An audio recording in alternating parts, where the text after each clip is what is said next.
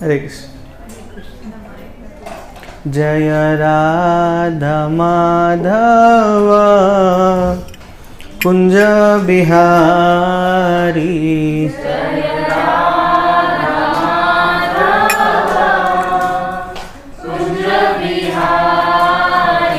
जय राधा माधव कुंज बिहारी,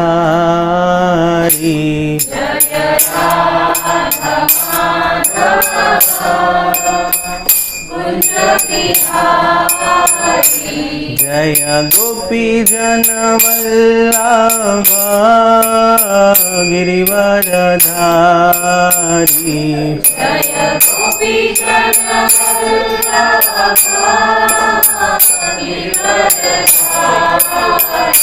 जय गोपी जन वल्लभ गिरिवरधारी,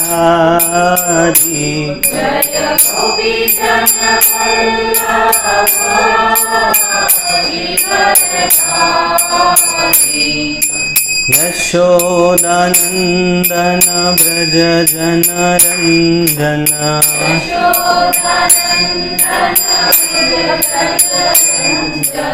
यशोदानंदन व्रज जनरंजन,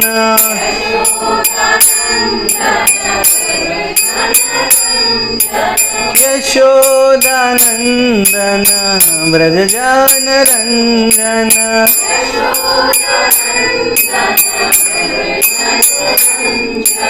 यशोदानंदन व्रज जनरंजन,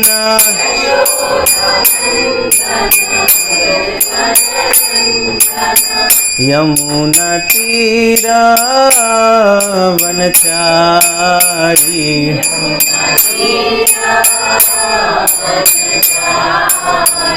यमुना तीर वनचारी,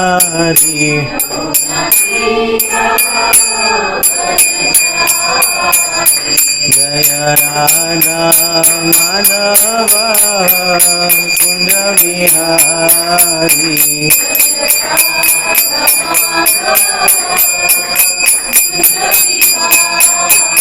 जय राधा माधव कुंज बिहारी,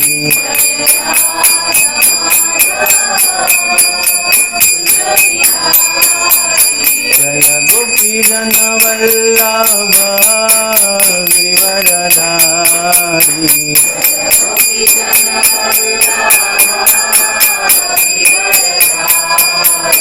जय गोपी जन वल्लभ गिरिवरधारी,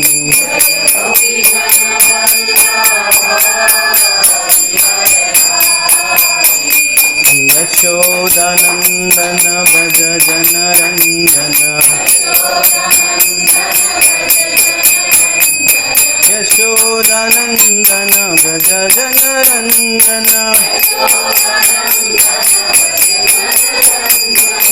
यमुना तीर वनचारी,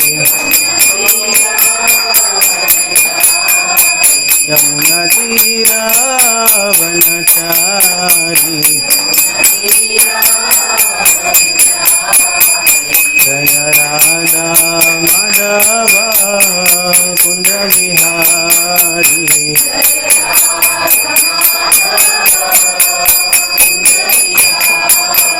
जय राधा माधव कुंज बिहारी,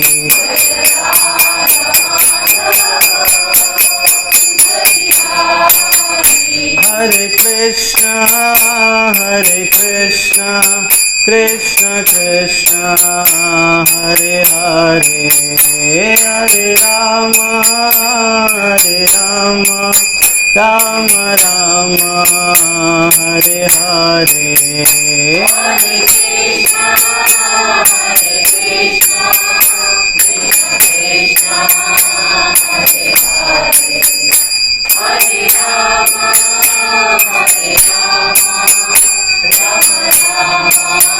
हरे हरे, हरे Krishna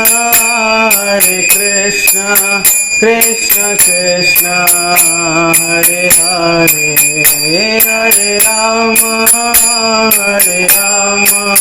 Rama Rama Hare Hare Hare Krishna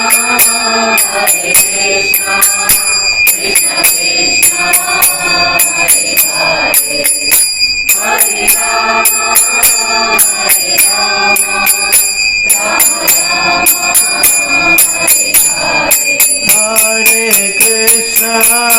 Hare Krishna Krishna Krishna Hare Hare Hare Rama Rama Rama Hare Hare Hare Krishna Krishna Krishna Hare Hare Hare Rama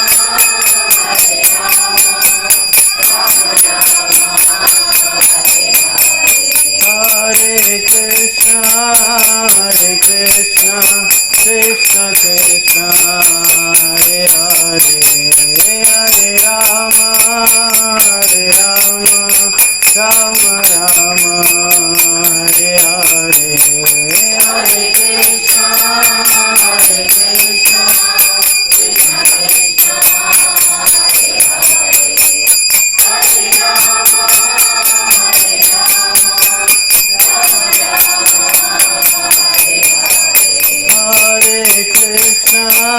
Hare Krishna Krishna Krishna Hare Hare Hare Rama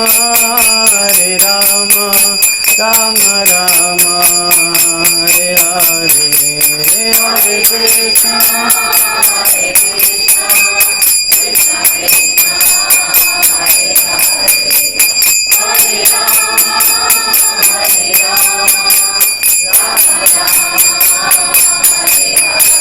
Jaya Gauranitai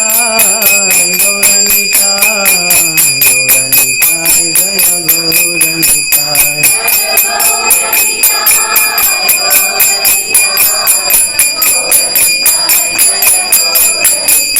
Jaya Sitaram Lakshmana Hanuman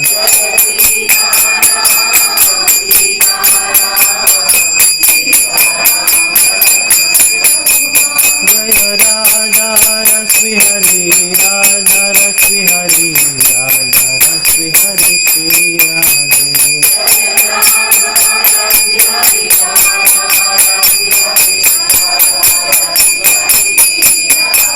Jaya Jaya Prabhupada Prabhupada Prabhupada Prabhupada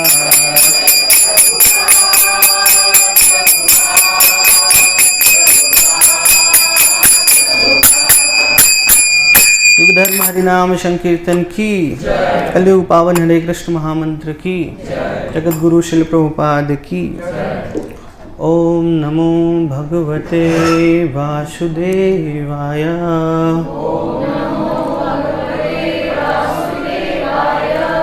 ओम नमो भगवते वासुदेवाय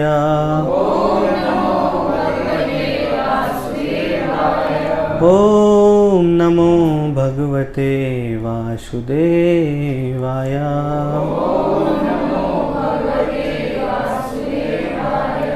ओम अज्ञानतिमिरान्धस्य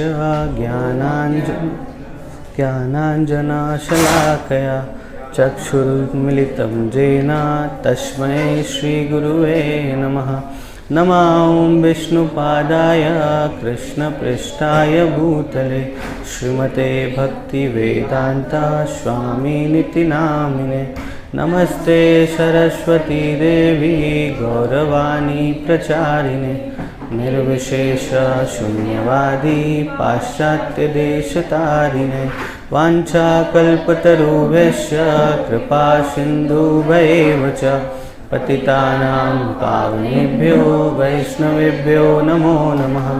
जय श्री कृष्ण चैतन्य प्रभु नित्यानंद श्री अद्वैत गदाधर श्रीवासादि गौर भक्तवृंद। हरे कृष्णा कृष्णा कृष्णा हरे हरे, हरे राम राम राम हरे हरे। हरे कृष्णा। आप सभी का स्वागत है आज के इस सत्र में। हम आज बेसिकली बात करने वाले हैं कि भगवान बाहर आते हैं और आकर हमें दर्शन करते हैं, दर्शन देते हैं, अपने मंदिर से बाहर आते हैं और हमें दर्शन देते हैं। तो ऐसा क्यों होता है, इस पर थोड़ा चर्चा करेंगे। तो जैसे हम देखते हैं 4 युग है, सतयुग, त्रेता, द्वापर, कलयुग। तो हर युग में भगवान अवतरित होते हैं, अलग अलग रूपों में अलग अलग लीलाएं करते हैं, और जिसके द्वारा जो उनके भक्त हैं उनके प्रति अपनी भक्ति आस्वादित करते हैं, जाहिर करते हैं, देखते हैं और उनकी भक्ति करते हैं। विशेषकर कलयुग में भगवान हर समय विशेषकर कलयुग में भगवान अपने नाम के रूप में अवतरित लेते हैं, है ना, अवतार लेते हैं। चैतन्य चरितामृत में कहा गया है, कली काले नाम रूप कृष्ण अवतार। लेकिन फिर भी विग्रहों के रूप में अगर भगवान को देखना है तो आज भी भगवान हर जगह, मतलब अलग अलग मंदिरों में तो व्याप्त है ही, लेकिन विशेषकर ऐसा कहा गया है कि भारत में एक ऐसा जगह है जो कि बहुत पुण्य भूमि है। वर्षा नाम भारत श्रेष्ठम देशा नाम उत्कल स्मृतः उत्कलस्य समो देशो देशो नास्ति महितले। सारे वर्षों में कौन सा देश श्रेष्ठ है? हाँ, भारतवर्ष, मेरा भारत। तो आज हम देखेंगे कैसे है मेरा भारत, है ना। 100 में 99 बेईमान, फिर भी मेरा भारत तो क्यों महान है? बेईमान होने की वजह से नहीं, उसका हम थोड़ा चर्चा करेंगे आज। सारे वर्षों में भारतवर्ष श्रेष्ठ है और सारे देशों में उत्कल या उड़ीसा श्रेष्ठतम है। इस पृथ्वी में उत्कल या उड़ीसा के समान कोई देश नहीं है। तो जब भी धाम की महिमा कही जाती है तो ऐसा आता है कि इसके समान कोई दूसरा है नहीं। एक्चुअली धाम की इतनी महत्ता है ही, अगर एक बार आपने सही से जान लिया, सही से उसका मतलब यात्रा कर लिया, तो फिर किसी दूसरे चीज़ की आवश्यकता नहीं रहती है। इसीलिए श्रेष्ठता के लिए ऐसी तुलनात्मक जो मतलब बात है वो कही जाती है। तो उड़ीसा के समान कोई देश नहीं है। अब उत्कल जो देश है, जो आजकल उड़ीसा वो कहा जाता है, वो 4 भागों में विभक्त है। तो पहला क्या है? शंख क्षेत्र है। और शंख क्षेत्र कौन है? पुरी धाम है ना। भगवान के चतुर्भुज रूप है, तो वो रूप ही 4 भागों में ऐसा विभाजित हुआ है। पहला है शंख क्षेत्र, पुरी धाम। दूसरा है पद्म क्षेत्र, कौन है? कोणार्क, कोणार्क है ना उड़ीसा में। तीसरा है चक्र क्षेत्र, भुवनेश्वर। और चौथा है गदा क्षेत्र, जाजपुर। हमारा अगर आप गौर से देखेंगे तो ये जिसमें हम बैठे हैं कौन सा हॉल है ये? लेकिन इसके पहले अगर आप जाओगे तो चक्रा हॉल है, गदा हॉल है ना, पद्मा हॉल है, और कौन है? शंखा हॉल है। तो चारों ये भगवान के पहले तो समझ में नहीं आता है। आप लोग को आया था कभी, सोचा था आपने ऐसा? नहीं ना। तो आप लोग को आज पता चला, अच्छा है। तो ऐसे नामों का ऐसे विस्तृत विवरण दिया गया है। अभी यहाँ जो रहने वाले लोग हैं वो कैसे हैं? अस्ते यत्र स्वयं देवो मुक्तिदः पुरुषोत्तमः धन्यास्ते विबुध प्रख्या ये बसंत्युकले नरः। वहाँ तो स्वयं मुक्ति के दाता श्री पुरुषोत्तम देव साक्षात विराजमान हैं। जो लोग वहाँ निवास करते हैं वे धन्य हैं और विबुधों के दर्शनीय हैं। तो जो वहाँ लोग निवास करते हैं वो धन्य हैं, है ना। और उनका जीवन क्या है? अब अगली में देखते हैं उनका जीवन कैसा है। ये बसंत्युत्कले क्षेत्रे पुण्ये श्री पुरुषोत्तमे सफलम जीवितम तेषाम उत्कला नाम शुभे दशाम। जो लोग ऐसे पुण्य स्थल श्री पुरुषोत्तम क्षेत्र में निवास करते हैं, ऐसे बुद्धिमान उत्कल वासियों का जीवन सफल है। अब देखिए, एक तो होता है निवास करना, लेकिन प्रभुपाद जी अक्सर कहा करते हैं मूड ऑफ वृंदावन, है ना। मूड ऑफ वृंदावन क्या है? भगवान की सेवा करना। तो अभी हम लोग तो कहाँ रह रहे हैं? मुंबई में रहते हैं। ये बात अलग है कि अभी भी हम तीर्थ में ही हैं। क्योंकि तीर्थ क्यों है? क्योंकि प्रभुपाद जी जहाँ जहाँ गए उन्होंने उस जगह को तीर्थ बना दिया। तीर्थ बना दिया ना, लाखों लोग आते हैं, भगवान का दर्शन करते हैं, नित्य भगवान की पूजा होती है, अर्चना होती है ना। तो ये तो एक तीर्थ है। लेकिन फिर भी तीर्थ का महिमा तो है, बहुत ज़्यादा है। तीर्थ में रहने का महिमा है, धाम का, है ना। लेकिन अगर हम श्रवण करते हैं, सुनते हैं तीर्थों का, तो वो रहने का जो लाभ प्राप्त होता है ना, उससे ज़्यादा सुनने का भी प्राप्त होता है। सुनने का कैसे ज़्यादा लाभ प्राप्त होता है? देखो, धाम में अगर हम रहते हैं तो हमसे अपराध हो सकता है। तो धाम में रह के जो हम करते हैं, जो भी साधना करते हैं या जो भी भक्ति करते हैं, तो अगर करते हैं तो उसको 1000 गुना हमको फल प्राप्त होता है। लेकिन अपराध करते हैं तो उसका 1000 गुना अपराध भी लगता है। तो एक तरीके से, लेकिन अगर दूर से रहकर धाम के बारे में सुनते हैं तो हमारा जो मन है वो धाम में चला जाता है और अपराध भी नहीं लगता है। धाम अपराध से बच गए और धाम में भी हैं। तो अभी हमें धाम के बारे में सुनना है, श्रवण करना है। और मैं प्रयास कर रहा हूँ थोड़ा थोड़ा कैसे कि उस दिशा में आगे चलें, सुनने की दिशा में। बहुत सारी कथाएं हैं अलग अलग शास्त्रों में, अलग अलग मनवंतरों में, अलग अलग कल्पों में भगवान की अलग अलग लीलाएं हैं। लेकिन सबसे ज़्यादा जो प्रसिद्ध कथा है वो ये है कि सतयुग में एक राजा इंद्रद्युम्न हुआ करते थे। वो भगवान के बहुत बड़े भक्त थे, लेकिन वो भगवान का दर्शन करना चाहते थे। उन्होंने पुरुषार्थ के जो 3 चरण हैं, तीनों को अच्छे से पूर्ण कर लिया था। पुरुषार्थ के 4 चरण कौन है पता है ना? धर्म, अर्थ, काम, मोक्ष। तो उन्होंने धर्म, अर्थ, काम, ये तीनों पे पूरी तरीके से उनका कंट्रोल था, एक तरीके से प्राप्त कर लिया था। और वो मोक्ष भी प्राप्त करना चाहते थे। और उस समय जो राजा हुआ करते थे पूरे पृथ्वी के राजा थे। और उस समय वो जहाँ निवास करते थे उनकी राजधानी थी अवंतीपुर। और ये शास्त्रों की कथा है और कैसे जगन्नाथ जी का प्राकट्य होता है और कैसे वो इस धराधाम पे आए। तो उस समय वो बहुत प्रयास करते हैं भगवान का मतलब प्राप्त करने के लिए, भगवान का दर्शन करने के लिए। आज जगह जगह पे भगवान का मंदिर है, श्री विग्रह है और हम जाते हैं, दर्शन कर लेते हैं। उस समय उतना प्रचलित नहीं था विग्रहों की सेवा सतयुग में। तो वो दर्शन करना चाहते थे भगवान का और इसके लिए वो बहुत ही रोते थे, है ना। भगवान से प्रार्थना करते थे कि मैं क्या करके मोक्ष प्राप्त करूं, है ना। अगला चौथा जो चरण है क्या करूं उसके लिए। भक्ति का ऐसा कोई सीधा साधा साधन उनको दिखता नहीं था।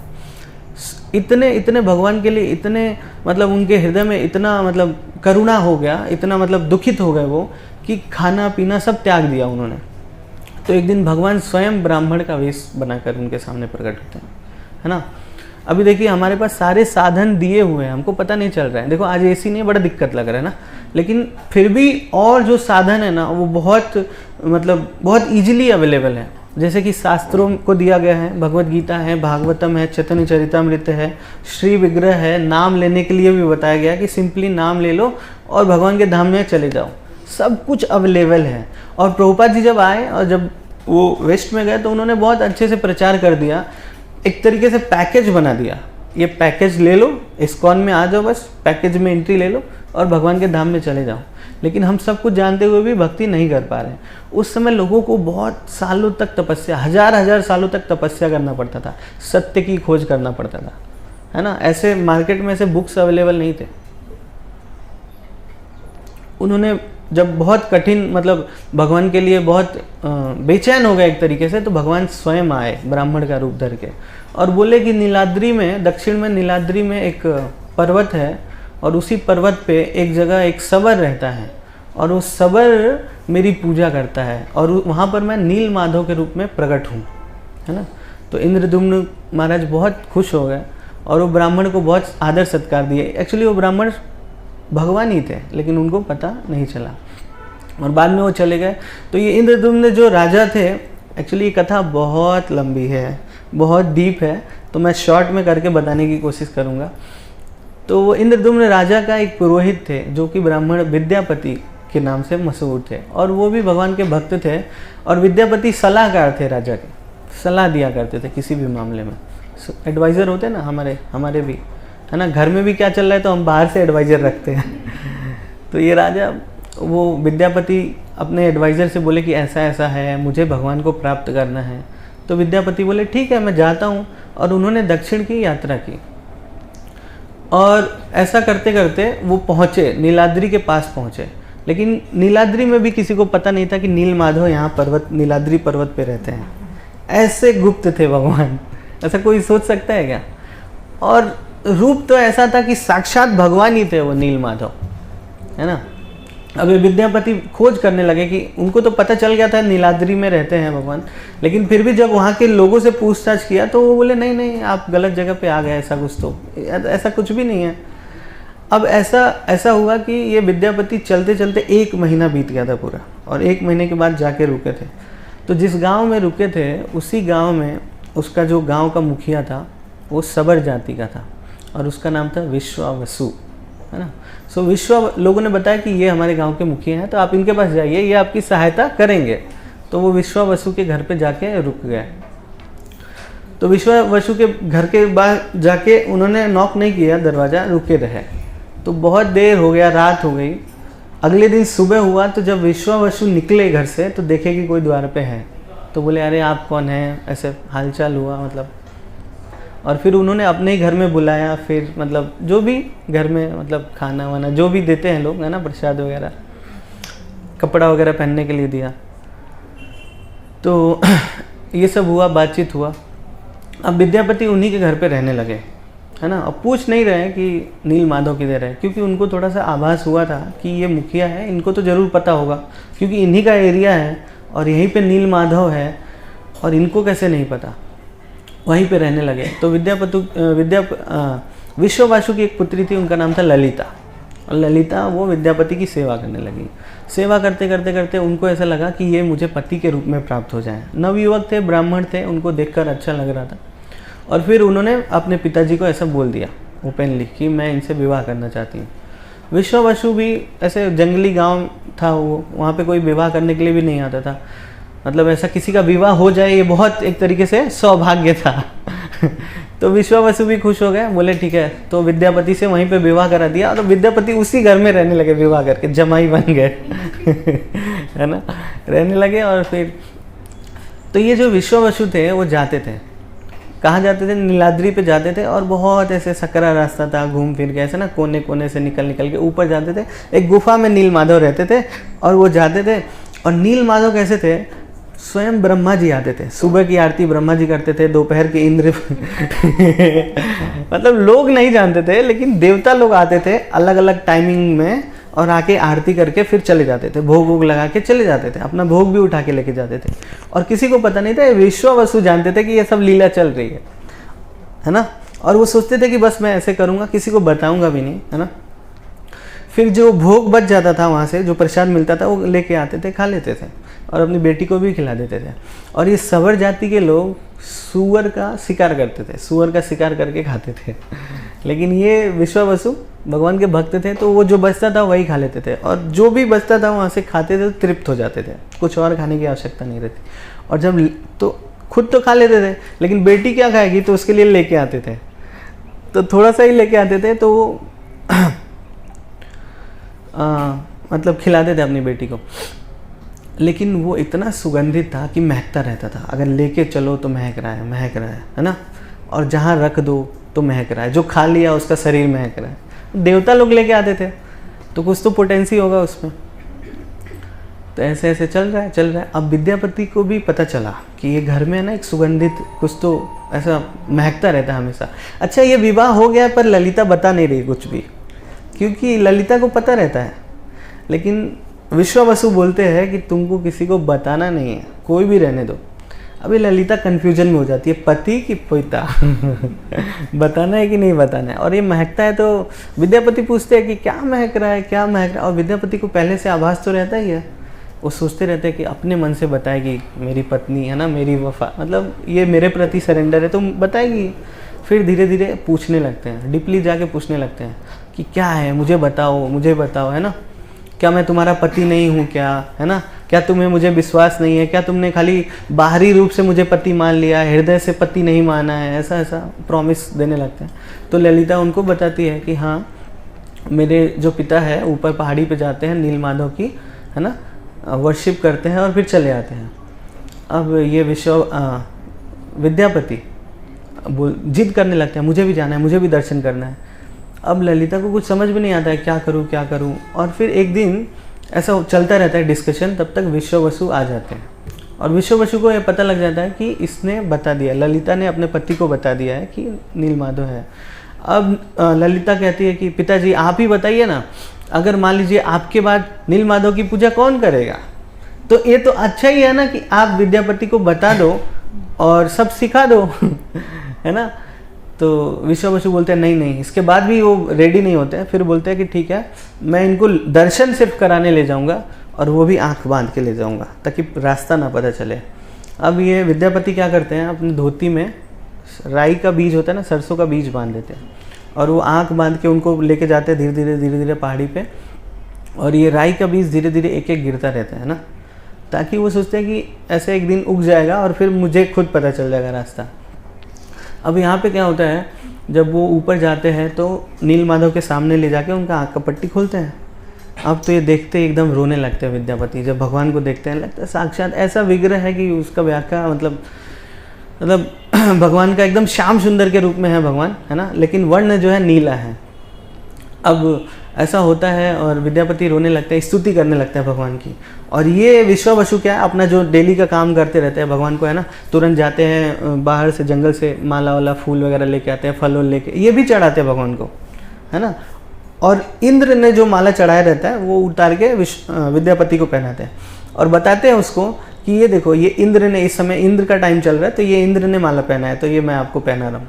और फिर बोलते हैं कि नीलमाधव को बोलते हैं कि ये देखो मेरी बेटी का पति है और ये बड़ा जिद कर रहा था नीलमाधव, तो मैं आपको दर्शन कराने के लिए लाया। बातचीत करते हैं उनसे नीलमाधव, लेकिन कुछ बोलते नहीं हैं, लेकिन ये भाव ऐसा रहता है कि उनको बताते हैं। और फिर कुछ देर बाद वो जंगल में चले जाते हैं फल लाने के लिए और नीलमाधव को बोलते हैं कि आप थोड़ा 10 मिनट इसके साथ रहो, मैं अभी फल लेकर आता हूँ, है ना। ये फल लेकर जाते हैं और लेकर आते हैं फल। इसी बीच क्या होता है, ये विद्यापति भगवान की स्तुति गाने लगते हैं, है ना, बहुत राग में भगवान की स्तुति गाने लगते हैं। भगवान तो जानते ही हैं, प्रसन्न रहते हैं उनसे। और फिर जब वापस आते हैं विश्ववसु तो भगवान नीलमाधव बोलने लगते हैं। पहली बार बोलते हैं साक्षात जैसे लोग बोलते हैं, तो वो बोलते हैं तो ये नीलमाधव उनको फूल चरणों में चढ़ा रहे होते हैं। ऊपर देखते हैं कौन बोल रहा है, विद्यापति तो बोल नहीं रहा है, कौन बोल रहा है? ऊपर देखते तो नीलमाधव बोल रहे हैं। बोला नीलमाधव तुम बोल रहे हो आज तक बोले नहीं, ये विद्यापति ने क्या पाठ पढ़ाया तुम बोलने लगे ऐसा बातचीत होने लगता है। और फिर नीलमाधव कहते हैं कि विश्ववसु मैं तुम्हारी सेवा से बहुत प्रसन्न हूँ, है ना, और अब जो है इंद्रदुम्न राजा यहाँ पर आएगा और मेरे लिए भव्य मंदिर बनाएगा और वो मेरी भव्य ठाट बाट से सेवा करेगा, भव्य ठाट बाट से सेवा करेगा। अब तुम्हें अब सेवा करने की कोई ज़रूरत नहीं है। अब तो विश्ववसु एकदम पागल हो जाते हैं, नीलमाधव क्या बोल रहे हो, क्या बोल रहे हो, और इतना कह के नीलमाधव चुप हो जाते हैं। अब ये विश्ववसु बोलते हैं, अरे विद्यापति तूने मेरे साथ विश्वासघात किया, ये तूने नीलमाधव को 10 मिनट में कौन सा पाठ पढ़ा दिया, है ना, कि ये मेरे विरोध में बात करने लगे, तुमने भड़का दिया है नीलमाधव को। और फिर विद्यापति को क्या करते हैं, बांध देते हैं रस्सी से, एकदम से पूरा हाथ पैर एकदम से, और घसीटते घसीटते लाके सुअर के बाड़े में डाल देते हैं, सुअर के बाड़े में डाल देते हैं। अभी ललिता देखती है लेकिन कुछ बोलती नहीं है। और फिर रात को क्या करती है, खोल देती है, कहती है कि अगर जीवित रहना है तो यहाँ से भागना पड़ेगा। और ललिता सोचती ही रहती है कि मैं इसके अवंतीपुर देश में चली जाऊँ, है ना, यहाँ पे घर जमाई बन के ना रहूँ, अपने पिता को छोड़ के चली जाऊँ, क्योंकि पिता सुनता नहीं है कभी कभी। और फिर खोल के लेके भाग जाती है। और विद्यापति जाते हैं, इंद्रदुम्न राजा को बताते हैं ऐसा ऐसा नीलमाधव यहाँ पे रहते हैं, है ना, क्योंकि इंद्रदुम्न वेट कर रहे होते हैं ना वहाँ पे।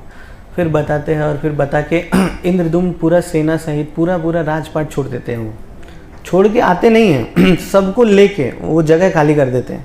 पूरा जितना सोना चांदी है ना, जितनी रानियां हैं, जितने नौकर चाकर, सब कुछ सोचते हैं कि वहीं पे देश बना लेंगे ना। हम लोग भी सोचते हैं ना मंदिर के पास ही सोचते हैं कि नहीं, है ना, वृंदावन में एकदम से फिर जुहू मंदिर के पास में ही रहता है, रोज मंगला आरती है ना प्रसादम भी इधर, वो भी उसी भावना में रहते हैं। नौकर चाकर सब पूरा राज खाली करके सोचते हैं वहीं बसाएंगे, चल देते हैं वहाँ से। और आते हैं जब, तो ये सबर देखता है कि बहुत सारी सेना, विशाल सेना है ना, हाथी घोड़े है ना, रथ पालकी। सोचता है कि सबर की मेरे साथ तो अत्याचार हो गया है ना।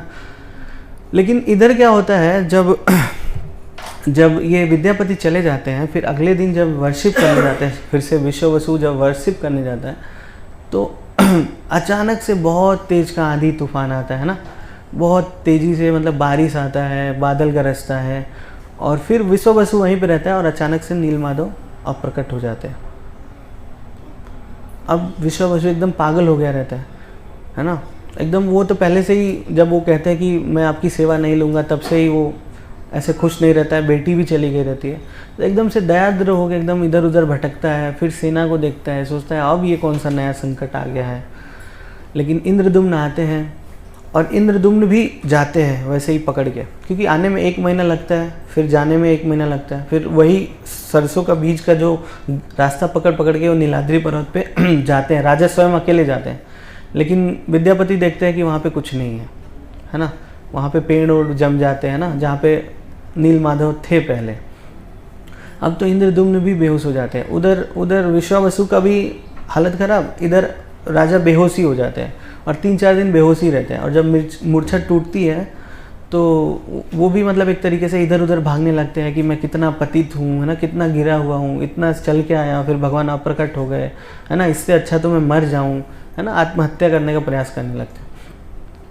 लेकिन फिर विद्यापति उनको समझाते बुझाते हैं, और फिर उसी रात को स्वप्न में भगवान उनको दर्शन देते हैं। कहते हैं ना कि जो उन्होंने विश्ववसु को बताया रहता है, वही इंद्रदुम्न महाराज को बताते हैं भगवान, साक्षात स्वप्न में आते हैं। और ये जगन्नाथ जी की ऐसी लीला है ना कि भक्तों के साथ भगवान एकदम सामने से आते हैं, बोलते मेरे लिए ये चाहिए, मेरे लिए ये करो है ना, मैं ये ऐसा प्रसाद चाहता हूँ है ना, और तुम मुझे मेरे लिए कटहल लेके आओ, चोरी करके लाओ। ये जगन्नाथ जी है ना। तो इंद्रदुम्न महाराज को भी बोलते हैं कि मेरे लिए एक भव्य मंदिर बनाना है, और मैं यहाँ पर विग्रहों के रूप में, और विग्रह विशेष कर मतलब जो लकड़ी का विग्रह होगा है ना, वो बताते हैं उनको स्वप्न में कि कैसे कैसे होगा।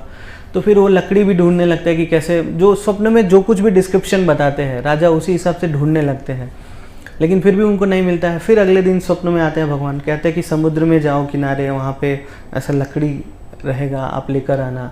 फिर वो लेकर आते हैं, और फिर भगवान वहाँ पे फिर वो कौन बनाएगा, रूप भी किसी को पता नहीं है कैसे बनाएगा। तो विश्वकर्मा जी आते हैं, और विश्वकर्मा जी एक कारपेंटर का, बढ़ई का रूप लेके आते हैं, और कहते हैं कि मैं इस घर में जाऊंगा, बनाऊंगा, 21 दिन लगेगा, और बीच में कोई दरवाज़ा खोलोगे तो छोड़ के भाग जाऊंगा है ना। ये इंद्रदुम्न इतने परेशान रहते हैं, और उनसे भी ज़्यादा परेशान उनकी बीवी रहती है, उनकी वाइफ, कि कितना टाइम लग रहा है, कैसे होंगे भगवान, कैसे होंगे।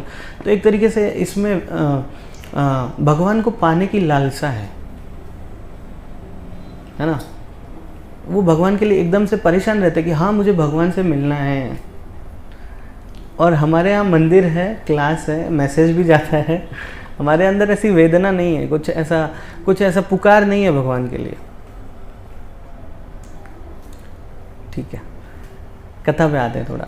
तो फिर रानी उतावली हो जाती है, और वो जाके दरवाज़ा तोड़ देती है, और फिर वो विश्वकर्मा जी चले जाते, कोई नहीं रहता। तो वही भगवान का विग्रह है, जो थोड़ा हाथ अंदर है, आँख ऐसा है ना, पैर है ही नहीं। तो ऐसा भगवान का विग्रह हो जाता है। जगन्नाथ, बलदेव, 3 विग्रह रहते हैं, तो उनको ये भी नहीं पता रहता है कौन कौन है। अब ये इंद्रदुम्न जो रहते हैं, ये कोई साधारण राजा नहीं है। नारद जी भी इनसे मिलने आते हैं, ठीक है। नारद जी के साथ ये ब्रह्मलोक में जाते हैं, ब्रह्मा जी के पास। नारद जी कहते हैं कि ये क्या विग्रह कौन कौन से है, क्योंकि पता नहीं चलता ना, लकड़ी का ऐसे काट काट के छोड़ दिया है। तो ये लोग सोचते हैं कि मेरे से बड़ा अपराध हो गया, बीच में ही रोक ब्रेक कर दिया। तो जो मतलब कारपेंटर है, उसने अच्छे से बना नहीं पाया भगवान को। तो फिर नारद जी आते हैं, और राजा को लेके ब्रह्मा जी के पास जाते हैं, और ब्रह्मा जी स्वयं आते हैं, और बताते हैं कि ये जगन्नाथ जी है, ये बलदेव है और ये सुभद्रा है, ये ऐसे आँख है, ये उनके हाथ है, पैर है, ऐसा बताते हैं। और फिर वो स्थापना करते हैं और फिर ऐसे मंदिर का निर्माण करते हैं। तो ये जगन्नाथ जी कैसे प्रकट हुए हैं, अब जगन्नाथ जी बाहर कैसे आते हैं, उसके लिए भी एक बहुत बड़ी कथा है, और इतना में ही सारा समय निकल गया। तो ये 2 कथाएं हैं और 2 कथाएं मिलती हैं। एक कथा कुरुक्षेत्र की है। कुरुक्षेत्र में सूर्य ग्रहण होने वाला है और भगवान अपने सारे रानियों सहित, है ना, बलराम जी, देवकी, है ना, वसुदेव, जितने भी लोग हैं सबके साथ कुरुक्षेत्र में आए हुए हैं। और कुरुक्षेत्र क्या धर्म भूमि है ना, धर्म क्षेत्र है। तो वहाँ पे एक सरोवर रहता है, वहाँ पे स्नान करने वाले हैं। और फिर पता लग जाता है ब्रजवासियों को भी कि भगवान यहाँ पे आए हुए हैं, कुरुक्षेत्र में आए हुए हैं। तो ये सारे ग्वाल बाल, है ना, यशोदा मैया, नंद बाबा, है ना, सारे गोपियाँ जाती हैं वहाँ पे। किससे मिलने? कृष्ण से मिलने जाते हैं। तो यहाँ पे भी बहुत मतलब एक तरीके से बहुत अच्छी लीला है। और फिर वो लोग मिलते हैं, यशोदा मैया भी मिलती है। तो यशोदा मैया से जब भगवान से जब मिलती है तो इधर देवकी देखती है कि आज तक मेरे गोद में कृष्ण कभी बैठे नहीं, है ना, और यशोदा मैया को देखते ही भगवान उनकी गोद में जाके बैठ जाते हैं, ऐसा है। तो इसमें भी बहुत अच्छी लीला है।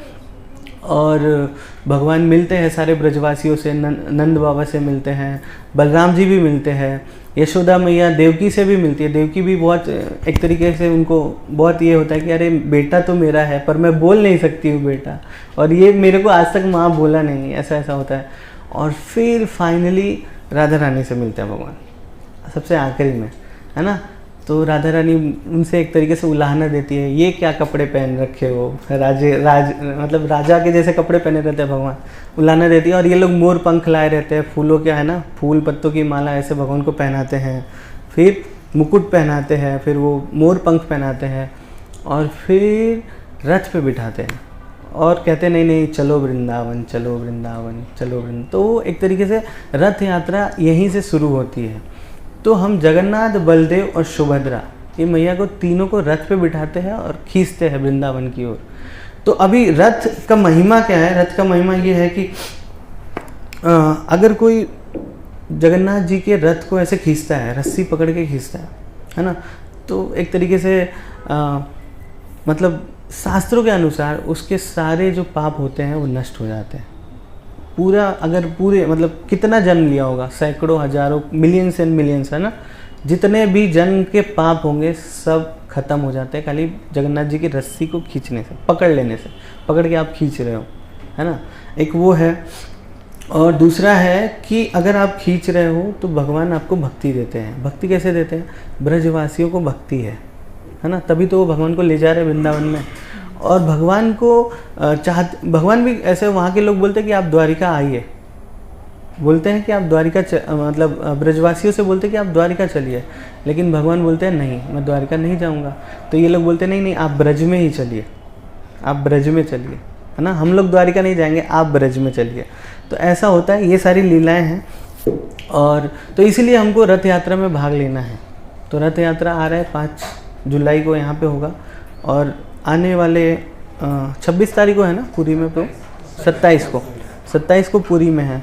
तो जैसे हमने बताया था श्रवण की महिमा है, तो ये जगन्नाथ जी का एक तरीके से हिस्ट्री है, और उसको खींचने से हमें भक्ति तो मिलेगी ही, इसके साथ साथ हम अपनी भक्ति में आगे बढ़ेंगे, है ना। जैसे हम ऑलरेडी जप कर रहे हैं, ऑलरेडी भगवान का, है ना, कथा सुन रहे हैं, तो हम भगवान की और भक्ति में आगे जाएंगे। कैसे? सिर्फ और सिर्फ पार्टिसिपेट करने से। तो हमें उसमें पार्टिसिपेट करना है। तो 2-3 चीज़ें और है जो बताता हूँ, जो कि सिर्फ और सिर्फ जगन्नाथपुरी से संबंधित है ना। जगन्नाथपुरी में भगवान कैसे लीला करते हैं अपने भक्तों के साथ। तो एक भक्त ऐसे हुए जिनका नाम था शाल्ववेग, है ना। तो लाल बेग नाम का एक योद्धा था, है ना। तो ये पठान योद्धा था, लड़ाई करता था। तो सबसे पहले बंगाल में था, बाद में इसको पुरी भेज दिया, पठानों ने इसको पुरी भेज दिया। तो पुरी जाते जाते रास्ते में एक ब्राह्मणी थी जो कि विधवा थी, बहुत सुंदर थी, और उसने उसको देखा और फिर क्या किया, उसने मतलब उसको लेके चला गया अपने साथ, और लेके जाके उसके साथ विवाह कर लिया, और फिर उससे उसका एक बच्चा हुआ, है ना, लाल बेग का बच्चा हुआ, और नाम रखा उसने साल्व बेग। तो ये साल्व बेग आगे चल के भगवान के बहुत बड़े भक्त हुए। तो जगन्नाथपुरी में एक जगह है और जहाँ पे साल्व बेग का मतलब एक तरीके से बना हुआ है, और वहाँ पे भक्त लोग जाते हैं।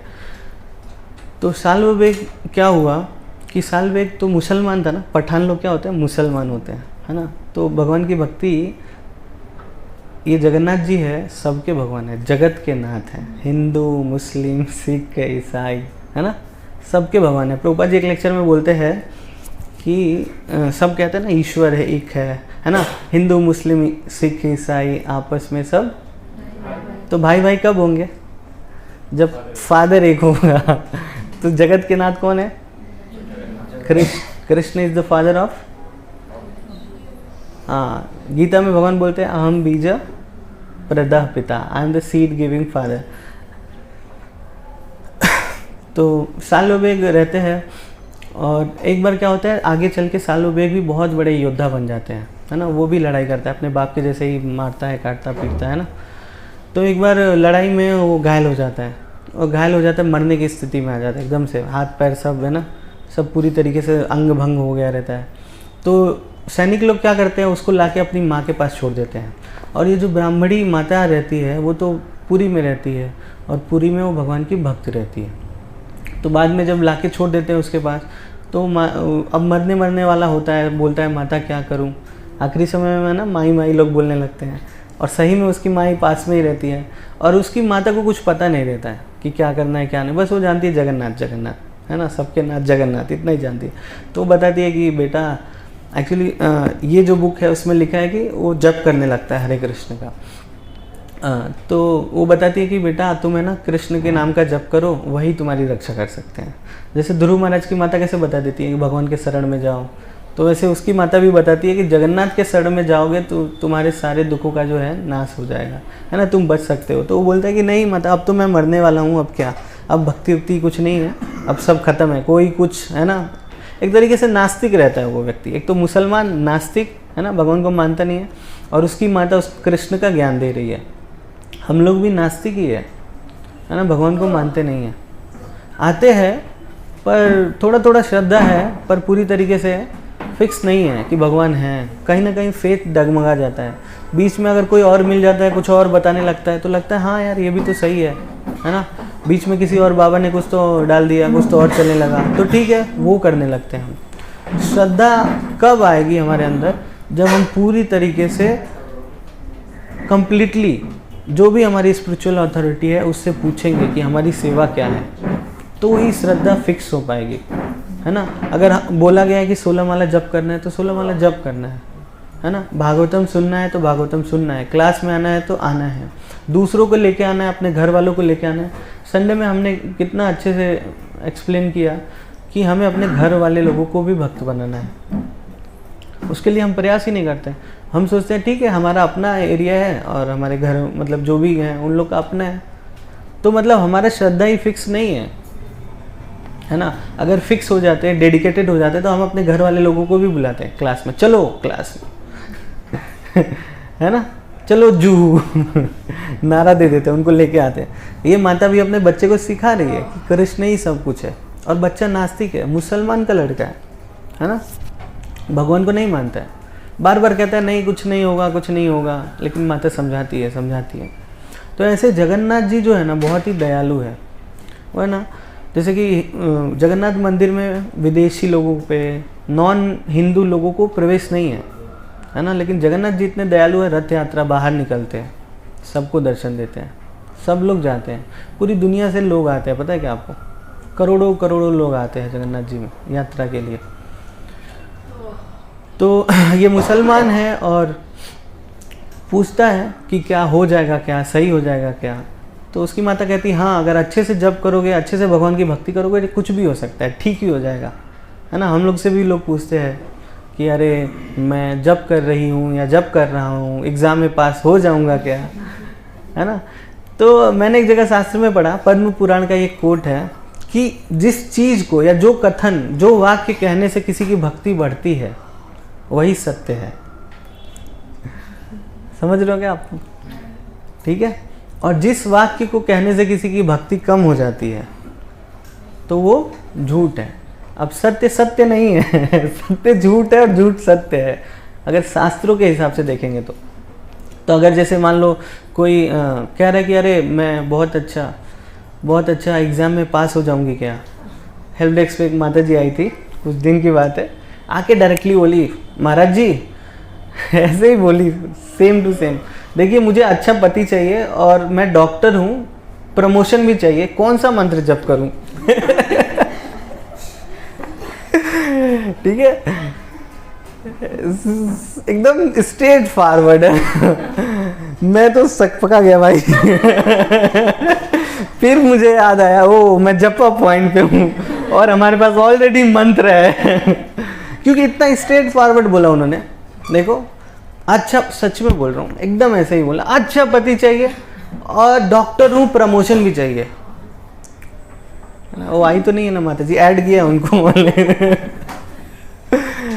तो फिर मैं तो थोड़ा टेंशन में आ गया था, कौन सा मंत्र बताओ। सच में बता रहा हूँ, सोच रहा था, मतलब मैं हेल्प डेस्क पे बैठा हूँ और मैं भी कृष्ण कॉन्शियस नहीं हूँ, मैं सोचने लगा ऐसा कौन सा मंत्र दूसरा बताऊँ फिर मैं थोड़ा सा कुछ सेकंड हुआ, 30 सेकंड 35 सेकंड, ध्यान टूटा, वो हरे कृष्णा ही देना है, तो बोला हरे कृष्णा। तो बोली नहीं इससे हो जाएगा क्या काम इससे काम हो जाएगा क्या, पूछ रही 2-3 बार पूछ रही है, काम हो जाएगा, सच में हो जाएगा। मैं बोला एकदम से काम हो जाएगा और आप जैसा पति सोच रही है ना उससे भी अच्छा पति आपको मिलेगा। एक्चुअली आपने सोचा भी नहीं रहेगा उतना अच्छा पति, ठीक है ना। क्या करूं, थोड़ा सा मोटिवेट किया। तो हमारे घर में भी लोग ऐसे हैं, हमारे आजू बाजू में भी लोग ऐसे आते हैं, तो हम मोटिवेट कर सकते हैं कि आप ये मंत्र जप करिए। अगर जैसे आपको कोई आके बोलता है मेरा जॉब नहीं लग रहा है, अच्छा कैंडिडेट है, बोलते हैं ना भगवान आर्तो अर्थार्थो जिज्ञासी ज्ञानी च वर्तर्षभा चतुर्विधा भजन्ते माम जना सुकृत्नो अर्जुना। 4 लोग मेरी शरण में आते हैं, आर्त जो पीड़ित है, जो दुखी है ना, आर्त अर्थार्थी जिसको धन चाहिए, सबको धन चाहिए है ना। अभी तक तो कोई ऐसा आया नहीं कि धन बढ़ाना है उसको भी वही बताना है। कैसे कि उसको बताना है सिंपली कि जहाँ लक्ष्मी रहती, जहाँ नारायण रहते हैं वहीं है ना। परम पूज्य राधा गोविंद महाराज कहते हैं कि अगर आप खाली लक्ष्मी जी का वर्शिप करोगे ना तो लक्ष्मी की सवारी उल्लू है, उल्लू पे चढ़ के आती है और फिर लक्ष्मी तो आती है पर आपको बना देती है उल्लू है ना। तो इसीलिए हमको नारायण का वर्शिप करना है। नारायण का वर्शिप करेंगे तो अपने आप कौन आएगा, लक्ष्मी आएंगे। हाँ गरुड़ पे लक्ष्मी के साथ भगवान स्वयं आएंगे तो लक्ष्मी रहेगी। और ऐसे ही चैतन्य लीला में आज जैसे श्रीवास पंडित का भी क्या है, डिसअपियरेंस डे है, तो उसमें भी देखते हैं श्रीवास पंडित से पूछते हैं चैतन्य महाप्रभु कि तुम है ना अपने गृहस्थी को चलाने के लिए क्या करते हो, कौन सा कार्य करते हो। तुम तो देखता हूँ दिन भर है ना भगवान शालिग्राम की पूजा करते हो, रात में कीर्तन करते हो, तो फिर इतना बड़ा परिवार है, भाई की पत्नी है, अपने बच्चे हैं, उनके बच्चे हैं, है ना, माता है, पिता है, इतना बड़ा परिवार कैसे पालन पोषण करते हो। तो कहते हैं कि नहीं मैं बस भगवान की भक्ति करता हूँ। और ऐसा फार्मूला बताया आज गोकुलेश्वर प्रभु ने, है ना, 1 2 3 फार्मूला, है ना। 1 2 3 फार्मूला क्या है, बाहर के लोग नौकरी करने जाते हैं, है ना, तो एक आदमी नौकरी में ज्वाइन हो गया है ना, तो उसको सैलरी मिलता है डबल, काम करता है ट्रिपल। नौकरी वाले देते हैं सैलरी डबल, वो सोचता है ओ मेरा कितना वैल्यू है ना, लेकिन काम करवाते हैं उससे 3 लोगों का। तो 1 2 3 फार्मूला, है ना। ऐसे ही श्रीवास पंडित कहते हैं कि मैं भी 1 2 3 करता हूँ, है ना,